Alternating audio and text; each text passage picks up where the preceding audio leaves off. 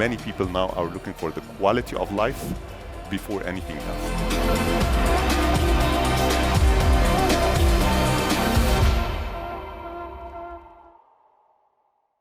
Well, good afternoon, everyone.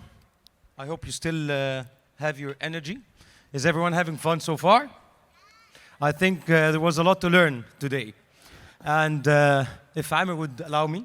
Sure. As we're going to speak about El Guna, and we have a lot from the crowd who have their own startups that is up and running and doing well. Others who have just started. Some others who have just an idea or thinking of an idea. Sometimes we think of big ideas, big dreams. And we kind of put ourselves in a challenge that I want to fulfill that and accomplish it, but it needs a lot of logistics, a huge team, and a lot of fund. Maybe I'm not ready. It's never wrong to start with a small goal and a set of small goals to reach your bigger dream. And sometimes when you achieve a small goal, it might let you pivot your thought and think of a big dream. And I think this is more or less the story of El Guna. It goes back to 30 years ago. This beautiful place, I believe it was not the dream back then. The only goal was for Samih Sawiris, the chairman of Orascom Development, the parent company of El Guna. All he was looking for was a beautiful seaside spot to build a house and a boat jetty. That's it. That was his goal 30 years ago.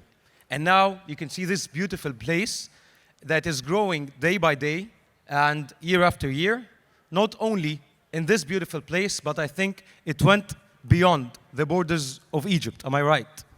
That's absolutely right. So I think now we have like a copy of El Guna elsewhere worldwide, right? I would say there is no copy of El Guna yet. Definitely not. But I would say that the concept of destination building, Orascom Development now have 10 different destinations across 7 different countries. Mm-hmm. It all started with El Guna, as you just mentioned, 33 years ago, and then it started being replicated. You have Andermatt in Switzerland, Lusticia Bay in Montenegro, Salalah, Oman, and of course others here in Egypt. Makari, as well as West in Egypt. And the whole concept of fully integrated destination. Yeah. Well, I'll agree with you when you said there's no place like El Guna, which is true. I'm biased, so yeah. I'm like... We're all biased, I think. And one of the beautiful things about El Guna is its local community. Yep. Was that one of the main goals and target, to have a local community in Guna that is very diverse and they all feel like they belong here? Absolutely. There is a true sense of belonging here in Guna. So, you know, as you just mentioned, we're like 34 years exactly. So more or less the age of many of the individuals we're celebrating here. And Guna is very entrepreneurial in its spirit. It started very small, and this vision shifted. But once it shifted and it pivoted, then we remained very true to this vision until this very moment. Mm-hmm. So the moment we started we decided to build a vibrant and sustainable community, we remained very, very true to this vision. And one of the key aspects of the community of Guna, or I would say the X factor, is actually its very diverse community. We have 50 plus nationalities, and I have 25,000 permanent residents here in Guna. So it's a true town. It's a living, breathing, full year-round destination. And this diversity actually allowed Guna to have its kind of like unique type of culture that I would say evolved organically as much as Guna as a landscape has evolved organically. Mm-hmm. And we are where we are today. To be very honest, I came to Guna a little bit less than a couple of years ago, and until this very moment, I would say like there is something, you know, unique about it, about the vibe, about everything that is a bit hard to explain. But you know, they say that, you know, beauty is hard to explain, but you know it when you see it. So and it's really felt, and I think everybody feels that. Okay, that's very interesting. And my next question is regarding the changes that are happening. And now, as we are in the Under 30 Summit, definitely you always listen to what the young generations are looking for in terms of a home, a workplace. How do you listen to that and put it in your plan to achieve and accomplish what the young generations are looking for in a place like Al-Guna? Yeah. There is definitely a shift that is happening in the market. I think everybody have seen that, and this, entire shift of work-life balance, and this entire shift that was very much accelerated by two things. COVID accelerated the shift of work from anywhere as a concept. The whole digital nomad working from anywhere. You don't need to go to the office every day and so forth. And of course, technology also accelerated that, the bandwidth and the internet and everything else. So here in Al-Guna, we are very lucky because it's a privately owned town. So what really happens is that we can react to these changes relatively very quickly. So we have the fastest internet as a network in Egypt. And this has allowed us to attract quite a lot of the people, specifically during the COVID era, that really wants to, enjoy life while working. So the concept of work-life balance, actually now, even in the world, they talk about life-work balance. And I don't think that there is any place in Egypt that I would say can provide that quality of life like Al-Guna while you can still accomplish your work. So we have places like G-Space, which is a co-working space. Suddenly, we have like over-registration. A lot of people are asking for it. We doubled the capacity and it's not enough. Now we are doing G-Valley, which is a much, much bigger version of G-Space that has co-working, that have commercial, that have residential, conference center, and so forth. So we are expanding based on the demand and based on the shift that we are seeing in the market, and also based on this demographic or the younger generation that are really, having all of these different requirements now in the workplace. Great. You've mentioned G-Space, and I want to ask about it, but can you just give us like a brief introduction about what is G-Space, just for the crowd to know? So G-Space is a co-working space. If you're like driving around Guna, right where there is the sports district, there is a big building which is a co-working space. If you go inside, you would know exactly what I mean about this, life-work balance. You will see some some basically young entrepreneurs. Many of them are startups.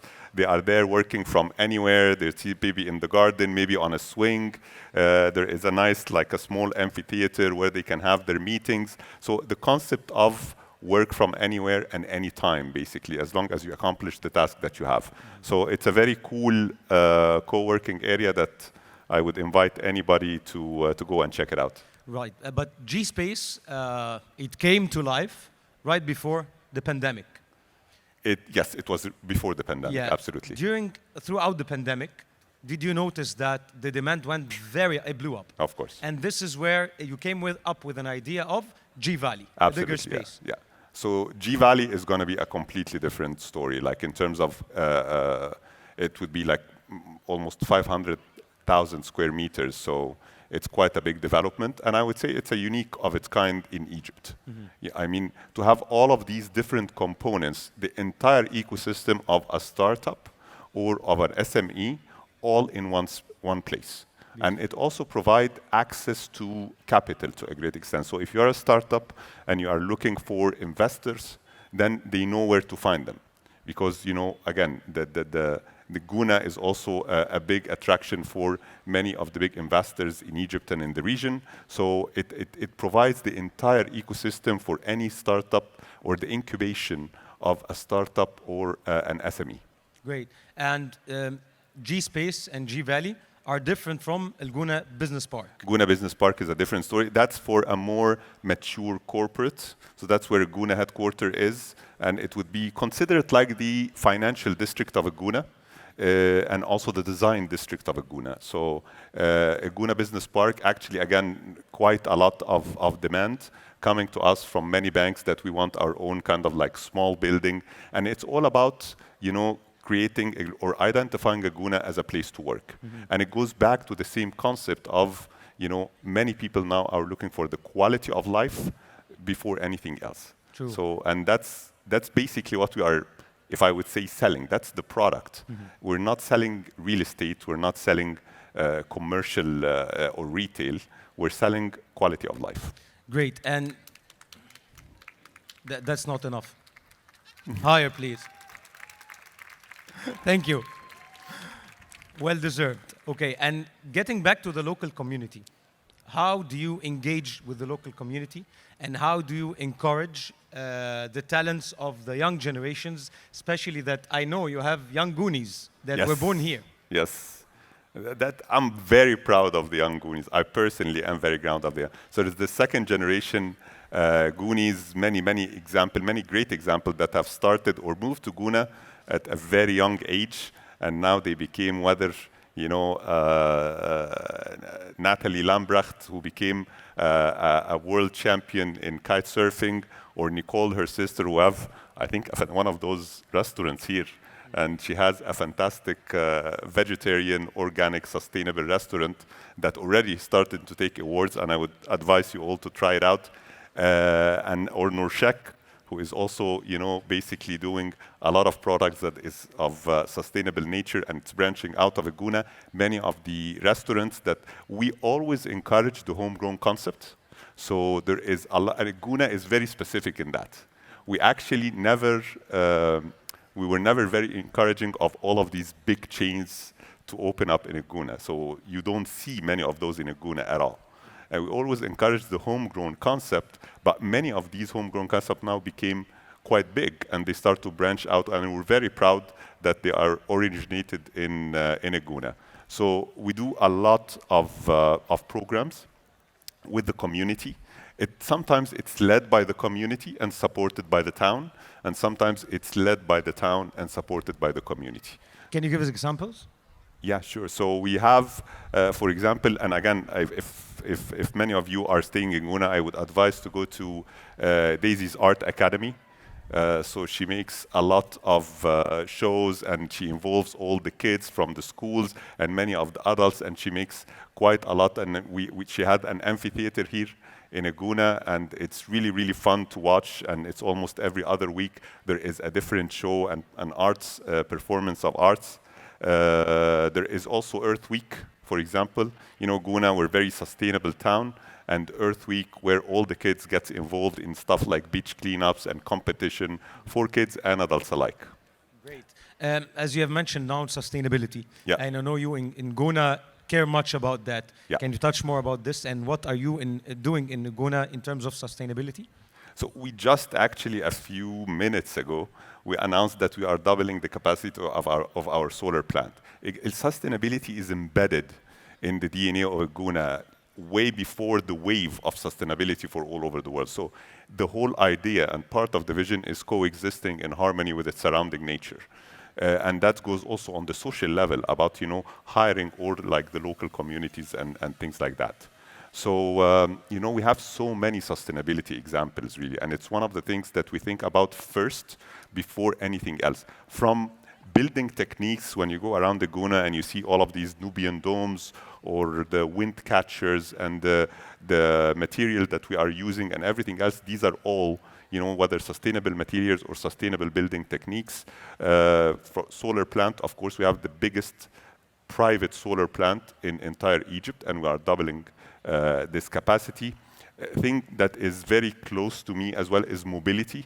You can see all of the cabs and many of the tuk-tuks. It's all a sustainable way of mobility, as well as the bike lanes that we are doubling almost every year, bike lanes to go all around Guna by bike. So we have quite a lot. All of our water is recycled. All of our waste is recycled.